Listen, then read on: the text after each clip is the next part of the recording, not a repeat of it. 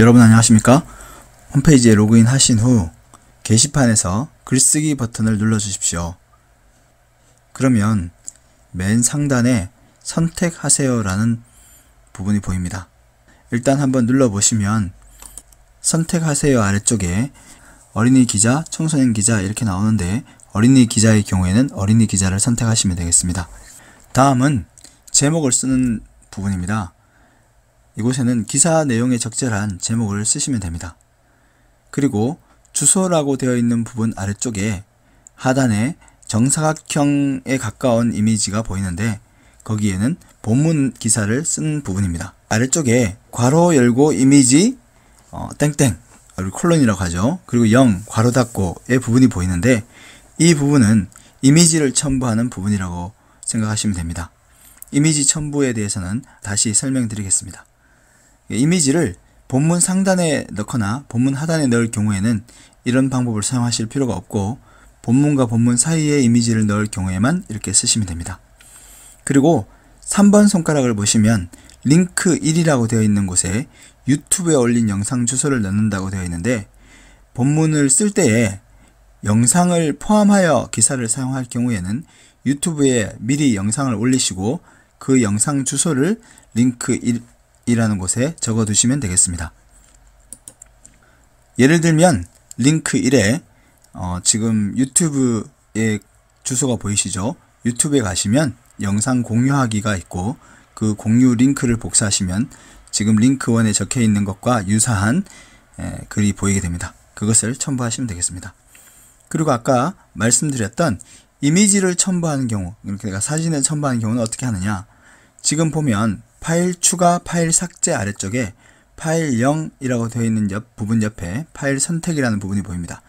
그 부분을 클릭하면 여러분이 휴대폰 또는 컴퓨터 안에 있는 여러분이 갖고 계신 이미지를 선택하여 첨부할 수 있습니다. 그렇게 첨부한 사진을 본문 상단에 출력시키거나 하단에 출력시킬 경우에는 라디오 버튼 3군데 중에 상단 출력이나 하단 출력을 선택하시면 되고 본문에 삽입시켜서 글과 글 사이에 넣으신 경우에는 손가락 3에서 가리키고 있는 것처럼 본문 삽입이라는 라디오 버튼을 클릭하시면 됩니다. 그리고 본문 삽입 시에는 이미지 0, 이미지 1 형태로 글 내용 입력 시 지정 첨부 사진이 출력됩니다. 그 무슨 말이냐 하면은 파일 0은 이미지 0에 해당하고 다시 파일 추가를 눌러보시면 파일 1, 파일 2 이렇게 계속해서 파일을 추가할 수 있는데 그런 경우에도 역시 이미지 1, 이미지 2의 형태로 첨부하시면 된다는 뜻입니다. 자, 이렇게 글을 완성하고 나면 아까 이곳에는 기사 내용에 적절한 제목을 씁니다 라고 글을 썼기 때문에 지금 제목 부분이 이곳에는 기사 내용에 적절한 제목을 씁니다 라는 모습으로 나타나 있습니다. 제목을 실제로 이렇게 쓰지는 않으시겠죠? 수정을 하시면 되겠습니다. 그리고 기사를 완성하신 후에 하단에 보시면 다양한 곳으로 여러분이 쓰신 기사를 전송할 수 있는 버튼이 나옵니다. 예를 들어 지금 손가락 1은 카카오톡을 향하고 있는데 카카오톡을 클릭하게 되면 카카오톡이 실행이 되면서 여러분이 최근 채팅하신 친구의 목록이나 또는 친구를 검색할 수 있는 목록이 나오고 그곳에 링크를 클릭하여서 친구들에게 보낼 수 있습니다. 참고로 지금 맨 하단에 손가락 2가 보이는데 손가락 2가 가리키고 있는 더하기 표시는 글의 본문을 수정하겠다라는 뜻이고 그 왼쪽에 있는 X 표시는 쓴 본문 전체 기사를 삭제하겠다는 뜻이 됩니다. 글을 이어서 연이어서 쓸 경우에는 맨 오른쪽에 빨간색 네모 상자에 있는 흰색 연필을 클릭하시면 새로운 글을 쓰실 수 있습니다. 자, 참고로 글을 수정하여 이번엔 주소를 한번 첨부해 보겠습니다. 주소를 첨부할 경우에는 글 제목 쓰는 곳 아래에 주소 찾기 부분이 보입니다. 손가락 1 부분을 잘 보시기 바랍니다. 주소 찾기를 누르시면 아래쪽으로 2번과 3번이 가리키는 모양의 창이 열립니다.